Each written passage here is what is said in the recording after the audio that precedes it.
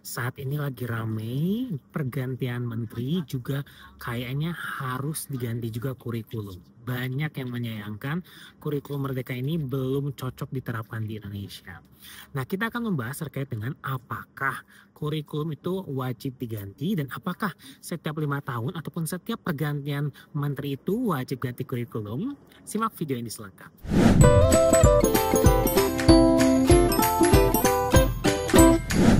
Bismillahirrahmanirrahim. Assalamualaikum warahmatullahi wabarakatuh. Di video kali ini kita akan membahas secara ilmiah begitu ya. Kenapa kita itu wajib mengganti kurikulum atau lebih tepatnya adalah wajib mengupdate kurikulum. Kenapa saat ini lagi ramai sekali di Indonesia bahwa kurikulum Merdeka ini belum cocok untuk diterapkan. Meskipun sejatinya begitu ya, kurikulum Merdeka ini sudah sangat baik, sudah sangat keren banget dari segi isinya, namun ternyata belum relevan untuk diimplementasikan di seluruh Indonesia. Kalau di beberapa tempat seperti kota besar ataupun kota-kota yang sudah fasilitas dan juga sarananya sudah bagus begitu ya, sudah mumpuni, itu sangat cocok. Tapi untuk di daerah-daerah tertinggal, daerah-daerah yang memang jauh dari pusat kota itu akan sangat kesulitan. Nah, di video kali ini kita akan membahas terkait dengan kenapa sih kurikulum itu wajib diganti atau wajib diupdate per beberapa kali. Ya, bukan harus setiap 5 tahun, tapi juga kita akan membahas terkait dengan apakah setiap 5 tahun itu juga wajar begitu ya, setiap kurikulum itu harus diganti.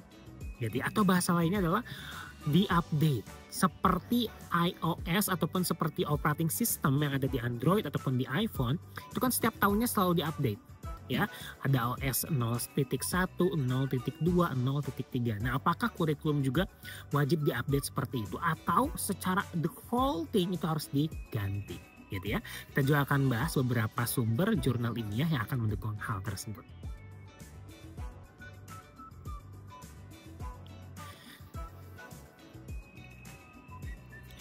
Alasan pertama kenapa kurikulum itu juga harus diganti atau diupdate adalah karena setiap zaman itu akan terus berubah.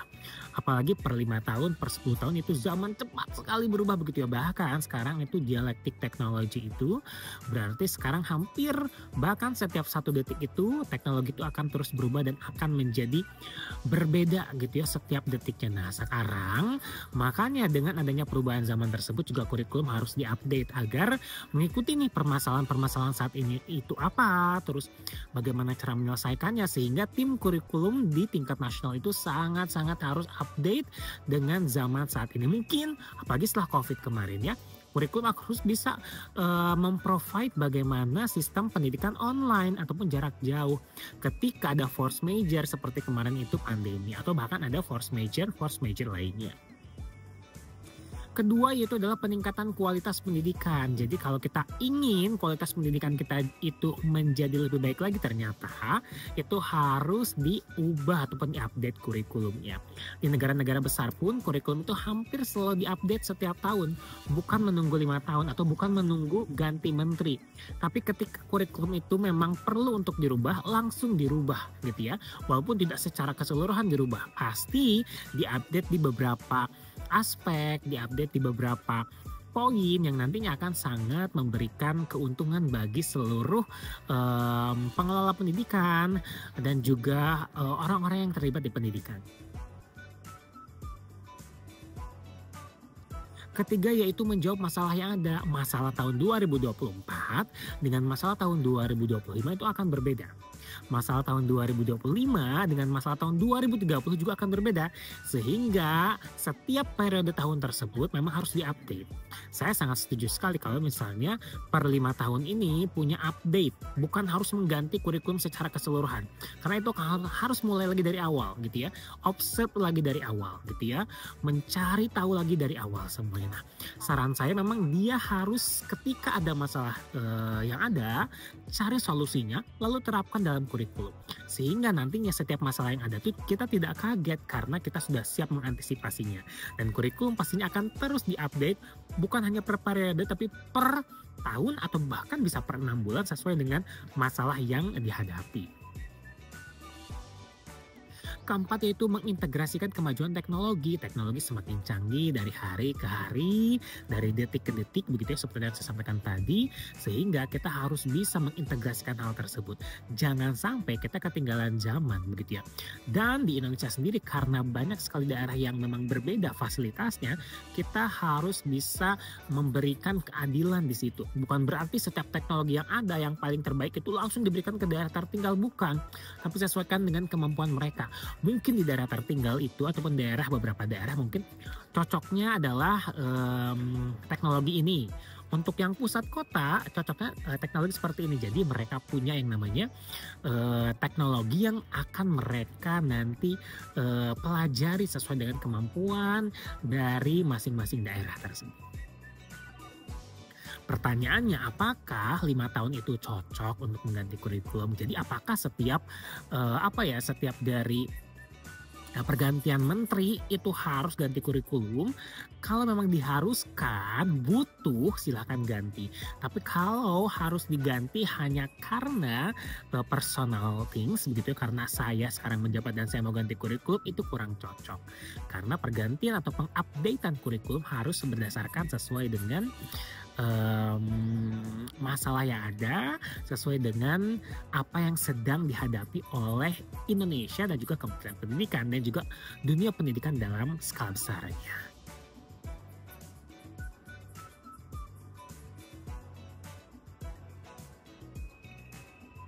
Hal pertama yang harus concern atau difikirkan adalah tentang stabilitas dan juga konsistensi. Jangan sampai kita ganti-ganti kurikulum per 5 tahun, per ganti menteri. Itu tidak konsisten dengan yang diberikan atau tidak konsisten dengan yang akan disampaikan. Sehingga jadinya tujuan kurikulum itu tidak sampai kepada murid, tidak sampai kepada guru, tidak sampai kepada sekolah. Sehingga interpretasi setiap institusi pendidikan, setiap pelaku pendidikan akan menjadi jauh berbeda. Dan juga pertimbangkan yang namanya yaitu biaya implementasi. Indonesia belum bisa maksimal untuk memaksimalkan biaya dalam pergantian kurikulum ini. Kadang begitu ya, biayanya terlalu terserap di bagian mana sehingga bagian mana itu kurang difokuskan. Sehingga di sini saya menekankan bahwa setiap pergantian kurikulum harus benar-benar sesuai dengan anggaran yang ada dan pastikan anggaran tersebut bisa diserap sampai ke paling bawah. Yang mana paling bawah itu yaitu murid di dalam kelas. Dan pastikan selalu evaluasi menyeluruh gitu ya. Jangan sampai karena kita ganti-ganti kurikulum itu tidak ada evaluasinya. Tidak ganti-ganti atau kita itu selalu mengupdate tapi tidak ada evaluasinya, itu juga akan sangat-sangat useless begitu ya. Sehingga pergantian dan juga pengupdatean kurikulum tersebut harus benar-benar dipertimbangkan oleh pemerintah. Sehingga ada alasan kenapa harus diupdate. Karena evaluasi ini tahun kemarin. Kenapa harus diganti? Karena evaluasi ini 5 tahun kemarin. Pokoknya tanpa evaluasi pergantian ataupun updatean itu menjadi kurang valid begitu.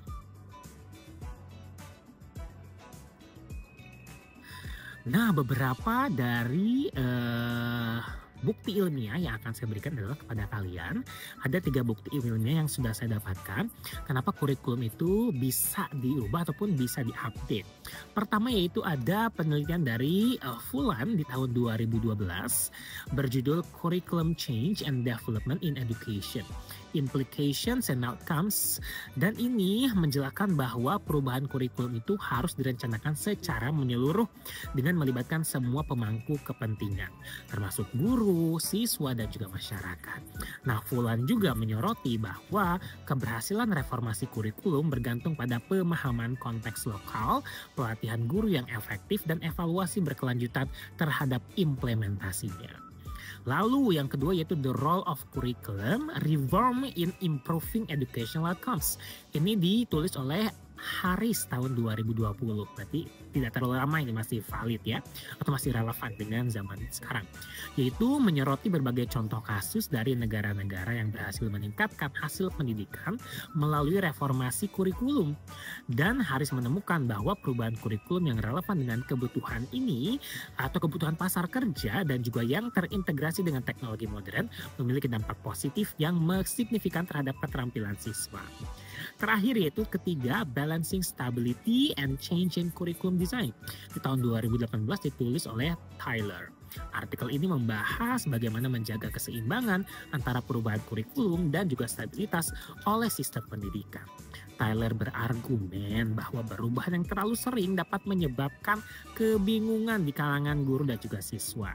Tetapi terlalu jarang memperbarui kurikulum juga dapat membuat pendidikan menjadi usang dan tidak relevan dengan kebutuhan masyarakat. Seperti itu ya. Itu Bapak Ibu semua, kenapa kurikulum juga kayaknya bener nih bisa diupdate juga atau bisa diganti juga. Tapi lihat dulu, jangan asal update, jangan asal rubah. Harus ada evaluasi, harus ada yang dipertimbangkan sehingga apalagi kalau kita tidak berdasarkan hal-hal ilmiah lah, nantinya akan jadi sangat useless begitu ya. Terima kasih sudah menonton video ini, share kepada teman-teman jika bermanfaat ya. Terima kasih. Assalamualaikum warahmatullahi wabarakatuh.